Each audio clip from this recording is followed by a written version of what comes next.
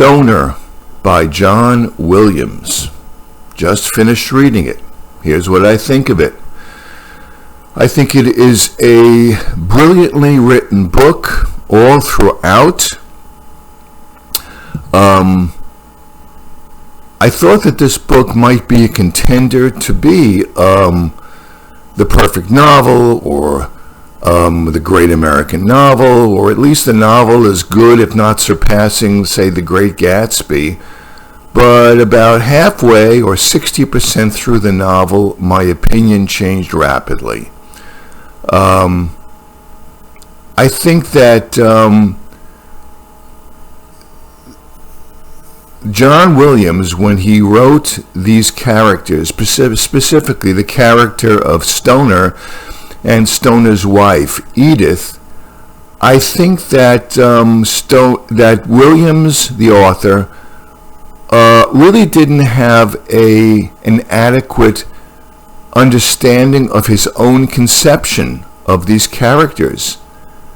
To a certain extent, Stoner is not a believable character, and to a much, much greater extent, his wife Edith is not at all a believable character.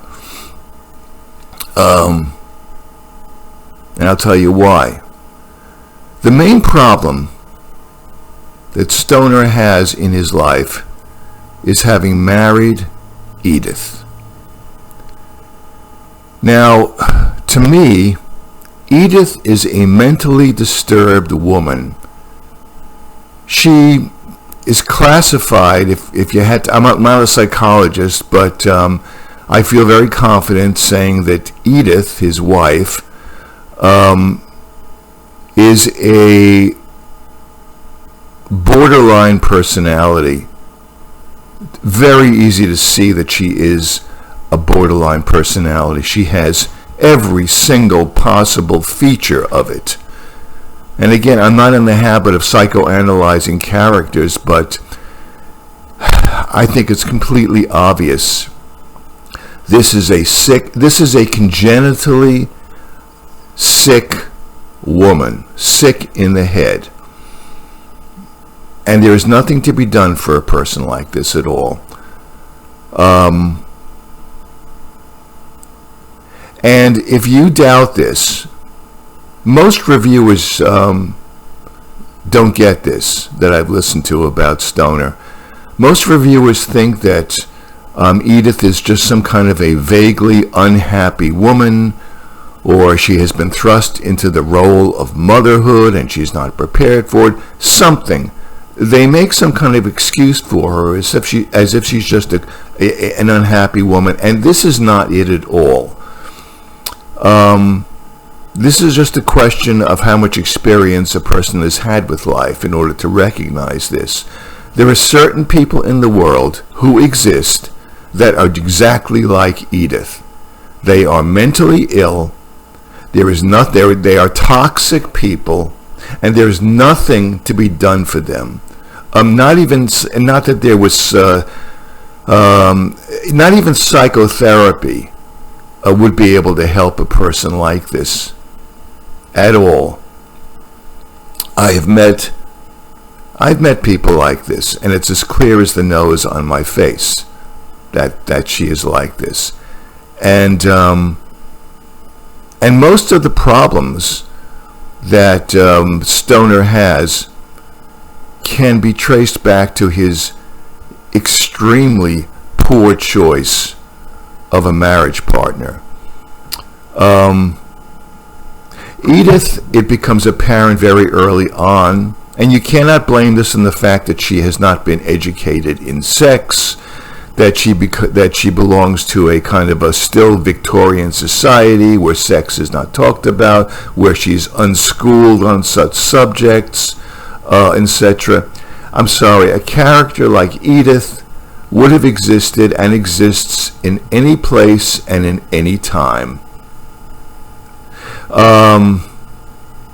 How do I know this? If you disagree with what I'm saying, consider yourself lucky that you've never met this type of a person. And I hope you never do. Because when you do, it is unmistakable. Edith, it becomes very apparent early on in the marriage, cannot enjoy sex. She's frigid. Completely. And Stoner just kind of tolerates this. But one of the hallmarks of such a borderline personality is that they live a completely solipsistic life. Everything revolves around them. They're not capable of love, of extending themselves to other people. It's all about controlling other people. It's all about her own needs and her own wants. She's just emotionally incapable of forming a deep emotional attachment to anyone. So she's frigid. Early on in the book,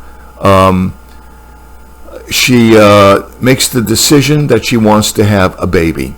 She doesn't discuss it with Stoner. It's like a little child almost. I want a baby. And even though she hates sex, she knows that, well, she has to have sex in order to have a baby. She throws off her clothes, lies in bed for hours waiting for Stoner to come home from his teaching job at the university so that they can copulate. And for about 2 months, she just kind of grabs him naked and almost forces him to have sex with her. Once she is become impregnated, that's it. End of sexual intercourse forever. I don't know if anyone's noticed this, but this is rather strange and peculiar, to say the least. Okay, that's a dead giveaway right there. I'm not making a value judgment on Edith's frigidity. I'm just saying that this is right away is part and parcel of this kind of manipulative, solipsistic, self-consumed, infantile nature that Edith possesses. Another dead giveaway. Stoner, when they have purchased their first house, he builds this wonderful study that he's very happy and contented in studying and trying to write his book. And he has a daughter, a wonderful little daughter, Grace, who loves just being in the study with him, playing with her, just occupying herself with her dolls or whatever she does there, smiling at him, very, very happy. They're both happy. Stoner loves her. They have a very, very good relationship. One day, Edith, in one of her so-called moods, he comes home, Stoner, and he finds all of his things, his books, his papers, all haphazardly thrown into a pile in the room, and Edith has taken over his studio.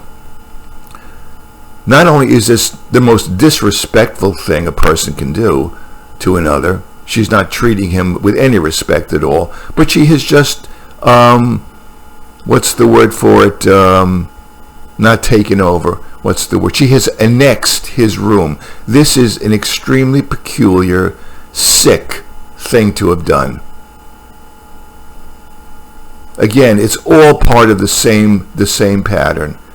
Again, what does Stoner do? Nothing. He just accepts, and she lets him be put in a back room in a porch or something. Too small for him to actually keep all of his books and papers there, which is freezing in the wintertime. He can't snooze there or sleep there like he could have in his study. He has a little sofa in his study, and he's able to sleep at night if he's up too late. He can't do that in his new studio that she has assigned to him. I mean, this is incredible. She just takes it over, says, "Here, you go here," because she wants to make it into a studio for herself to paint and to draw and to make sculptures, which she's not good at, which she's not taking seriously anyway. She kind of just drifts from one thing to another. This is not the sign of an unhappy woman. This is a mentally disturbed woman, a toxic woman who poisons everyone that she's around. The only thing you can do with a person like this in real life is have nothing to do with them. Run like hell.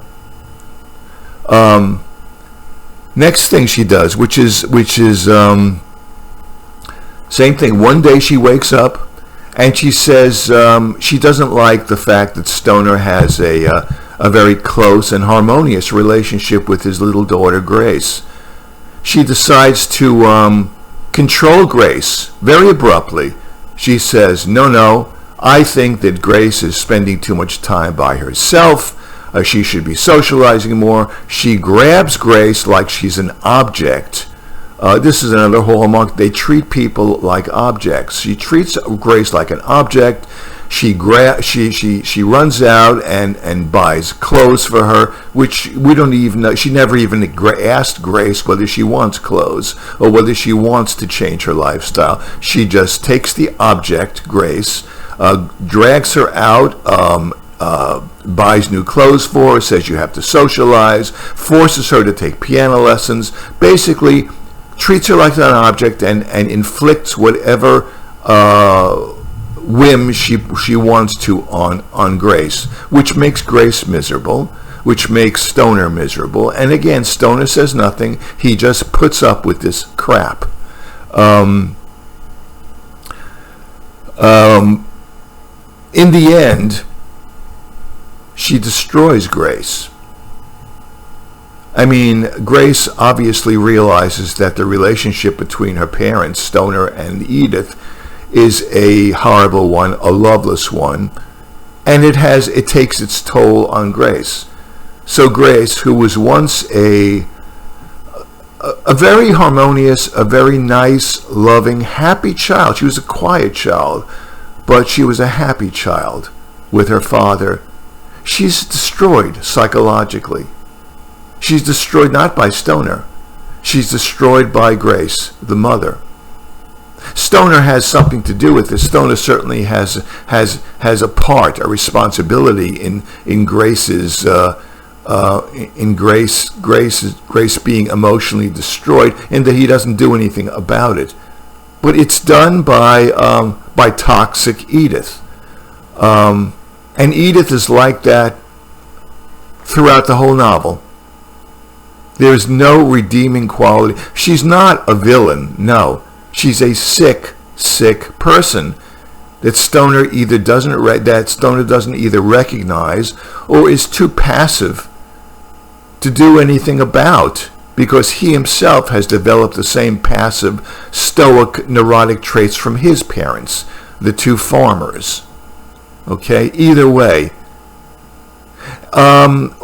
So Edith is. So anyway, I don't want to repeat myself. What's very, very sad also and disturbing about this novel is that we see Grace grow from this happy child to somebody who just desperately wants to leave her home. She hates the environment. Edith has made the environment so intolerable for her, so toxic, aided by Stoner's passivity, so that she basically starts sleeping around with boys in high school, having sex with them.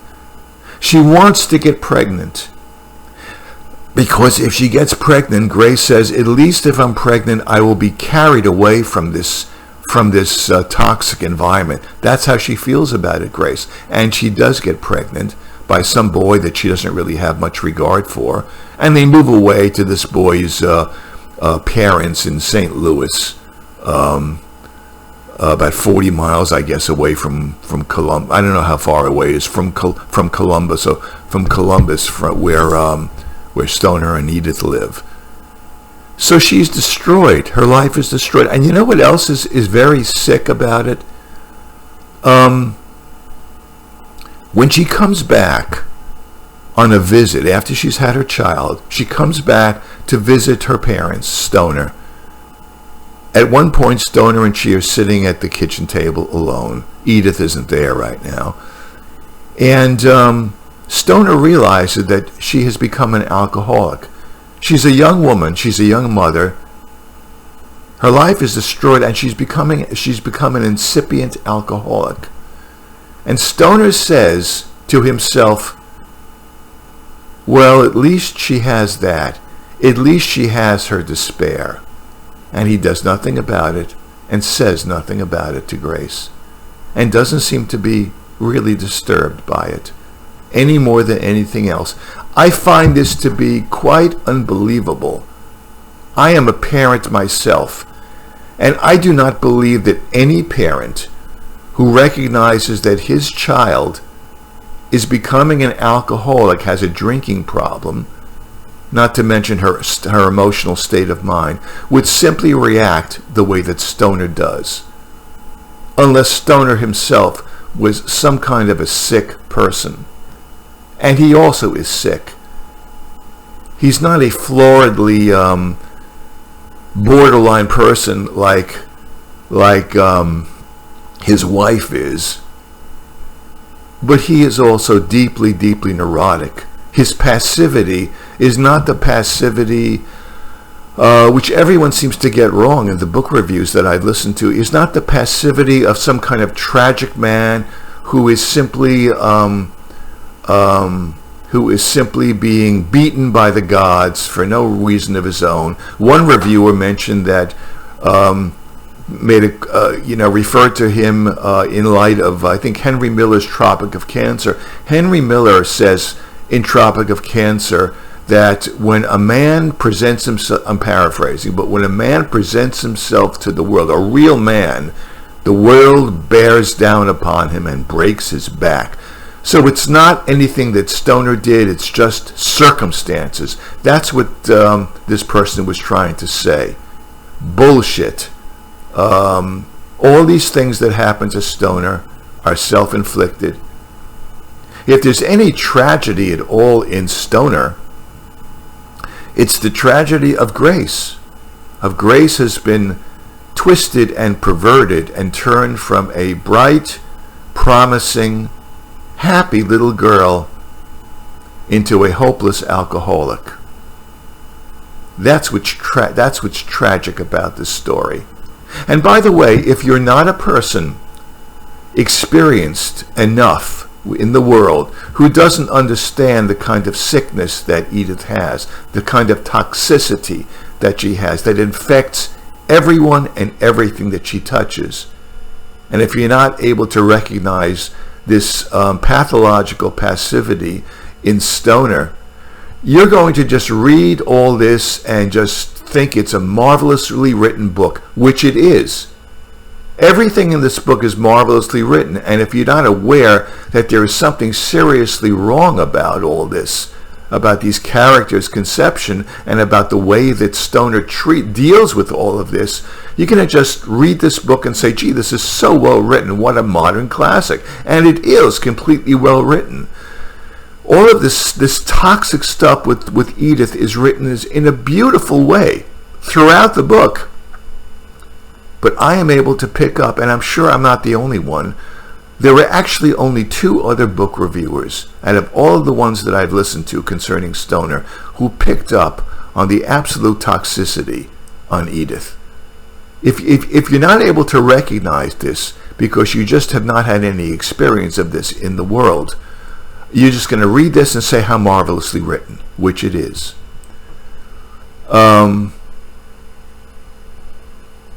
So that is shockingly disturbing. The way that this rampant neurosis is allowed to just exist, and Stoner has no conception of this. What else? All the choices that Stoner makes in his life are passive ones, self-destructive ones. Stoner should have taken up the chairmanship also in his university when he was offered it. Instead, he refuses, and this other character, Lomax, takes it up, and Lomax becomes his nemesis. He makes his life absolutely miserable for him in the university. He assigns to him the worst scrub, freshman courses. He's never allowed to teach any graduate seminars or postgraduate seminars in the field that he loves, medieval and Latin literature influencing the Renaissance. So his home life is a horror show, and his professional life is also a horror show. He kind of lives in a prison, and there's nothing heroic about this. This is all self-induced. This is not some kind of tragedy that fate has bestowed upon a good, heroic man. What would have been tragic if Stoner had, well, before we get to that, another thing which is seriously wrong about this, the way that Stoner treats the world. Stoner is afraid. The obvious thing that anyone would do in these circumstances is divorce Edith, first and foremost. Quit his job, which is so prison-like for him, and get another job at another university if he can. Stoner does not divorce his wife. Why doesn't he do this? Because I don't know whether this is explicitly or implicitly stated, but I gather the reason that he doesn't is he's afraid that he will lose Grace. That Edith will simply take custody of Grace. He will never see her again, and the scandal will also ruin his career at the university, but chiefly because he will lose Grace. Well, you know what happens when he decides not to divorce his wife? Grace is destroyed anyway.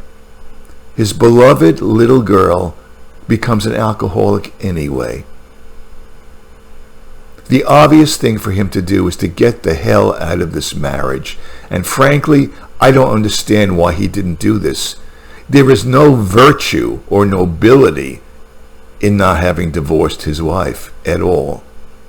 None.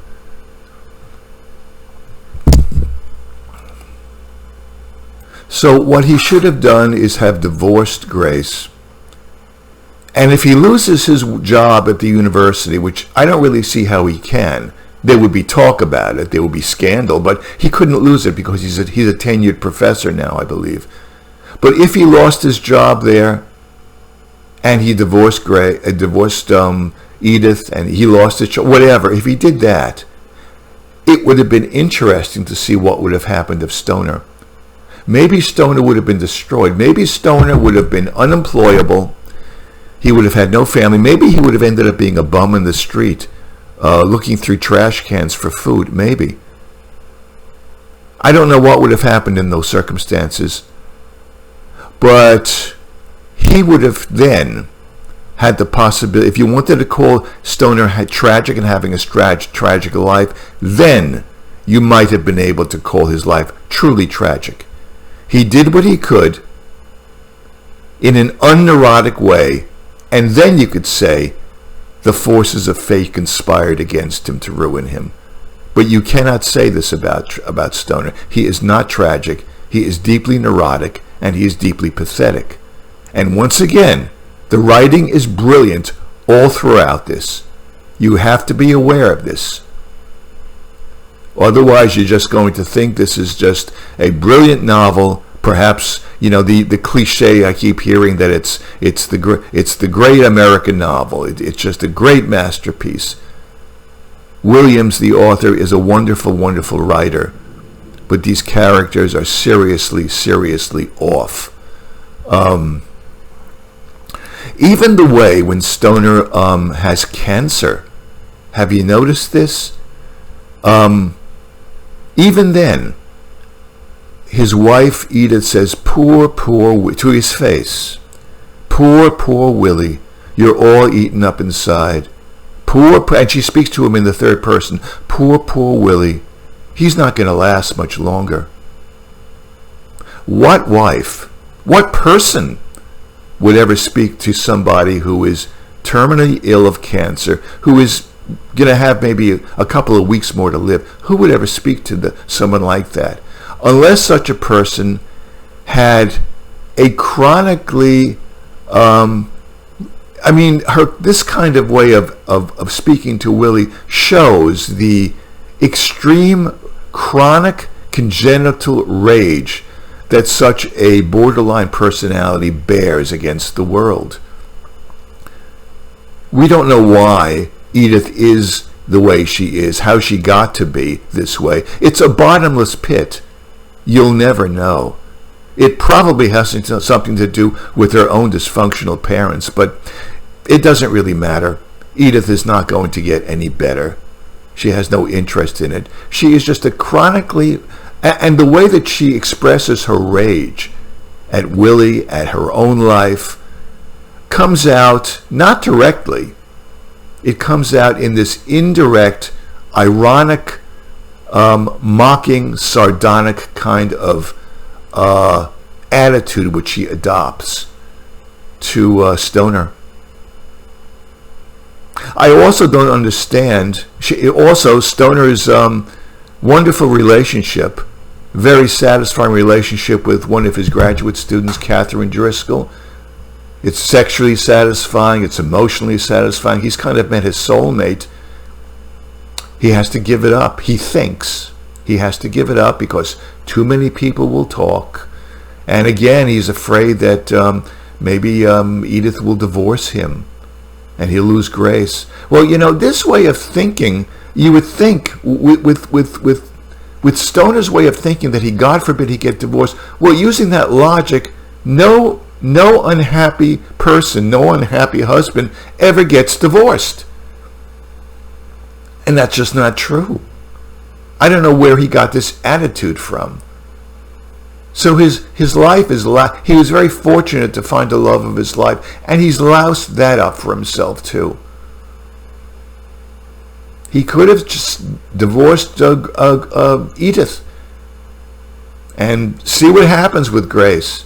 See what happens with his finances. See what happens with his university life. But take the chips where they may. We don't know what would have happened, but he should have done something like that.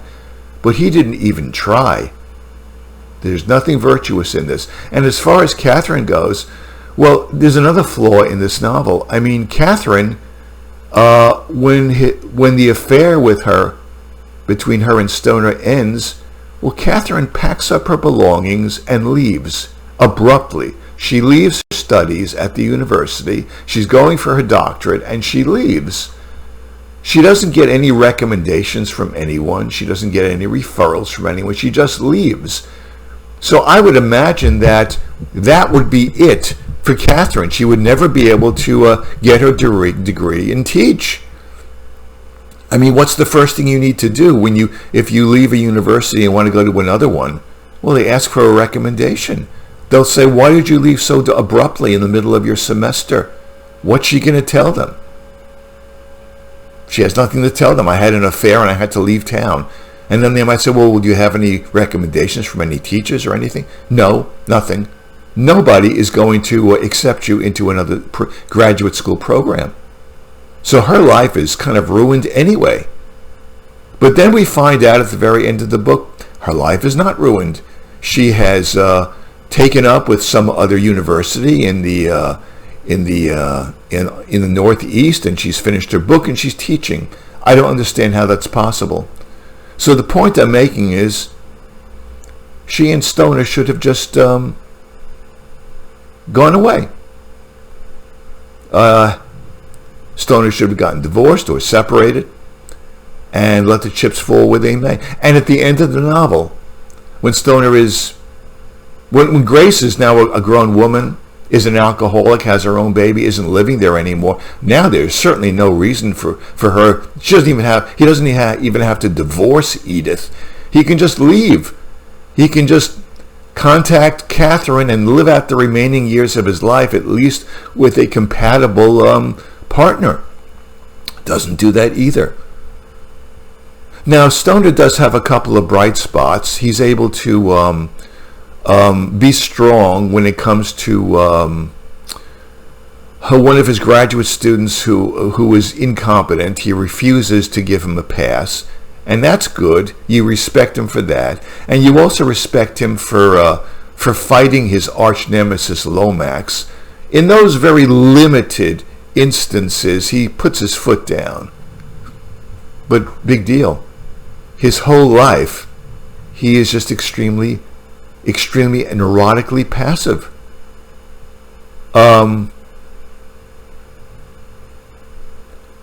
Once again, I find it unbelievable that he would not get the hell away from his wife at some point. But the most unbelievable and sad and tragic thing in this book is his attitude towards his little girl. He sees her crumbling before his very eyes, and he not only doesn't defend her, but he says, oh well, that's just the way it is. I'm happy at least that she has her alcoholism. This is bizarre, and I don't think that Williams knew what the hell he was doing. Maybe Williams is one of these people who's a brilliant writer, but just didn't have a clear vision of life in this novel himself. Maybe his own personal life was extremely, I don't know. There's something seriously wrong about these characters. I stopped sympathizing with them and thought this was all very bizarre. And again, for the third time, I'm telling you, it's all written about beautifully, and you have to be aware of this, or you're going to be one of these reviewers who simply raves about this book as being the perfect novel or something. So that's my review. I mean, I was very, very surprised that I felt this way. For the first 60% of the novel, I found it deeply moving. And then it struck me there's something seriously off, and I completely lost my sympathy for Stoner. There were certain moments in and out of the remaining 40% of the novel where I did feel sympathy for him, and I did enjoy the writing. But to me, this is more of a novel of neurosis, of tragic neurosis, if there's anything tragic about it. Stoner seems to have adopted this stubborn, hard-boiled, stoical attitude, neurotic attitude from his own parents who had this attitude. They were very sad people. Edith seemed to have gotten her mental illness, her congenital mental... I'm not even sure whether Edith got her mental illness, which is congenital, from her parents, or whether she would have had it anyway. You know, some bipolar people, this kind of toxic person, some of them just get it in spite of very loving parents, which her parents were not. So again, she has it congenitally. Grace definitely got her sickness from both of her parents. Not a tragic novel, a novel of extreme pathos, I guess you'd call it, and neurosis. It's a very, very peculiar novel. I mean, this novel, look, compared to, I did a review of Donna Tartt's The Goldfinch. John Williams this is a better written novel than Donna Tartt's The Goldfinch. Okay, so it's believe me, the intensity of the writing is not lost on me, and I don't make these comments lightly. I understand that, but the amount of